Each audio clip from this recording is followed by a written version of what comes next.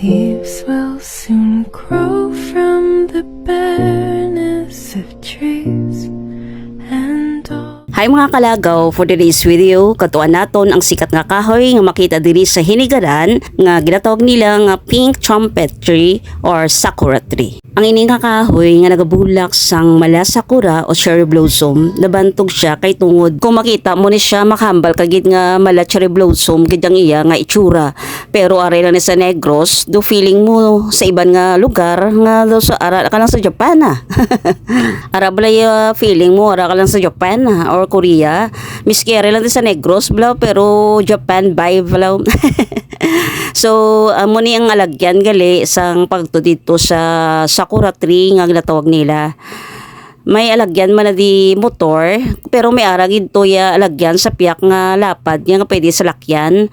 Bali duwa na di ang alagyan mo pagto dito. Dire kami ya sa route nga kung diin pwede man makaagi motor. Kag naglakat-lakat ang kudagali kay gusto ko pa mag-videos sang alagyan pagto dito. So gimpauna ako si partner kabiyahe Almon. Ay natalapit na lang ta. Sa mga nagpamangkot gali kung sa dini dampi, ari na sa sitio Mulobulo, Barangay Himaya, Hinigaran, Negros, Occidental. Mahapos mo lang siya tultulon kay hindi magit siya layo pagkato dito sa kahoy. Medyo gamay lang lalak pero pwede gidi kasulod ang motor. Naglakat lang kuya kay ginpauna ko lang si partner. Pero actually sa piyak lapad ang alagyan kag pwede sa lakyan pero hindi lang ko ka-sure kung makasulod ang salakyan hasta sa kahoy. Ari nagli si kabiyahe Almon, ma-vlog turnover na siya sa ako na. Hello? Hello mayong hapon, mga kabiyay, ari kita subong sa sikat nga Kahoy. Sakura tree nga ginatawag diri sa may Barangay Mulobulo, Himaya.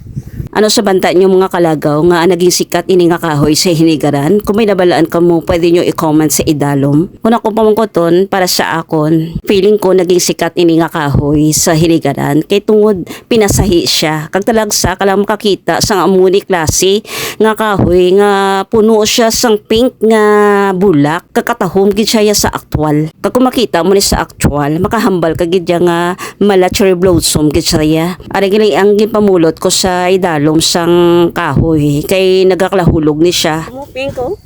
Okay guys, so let's go.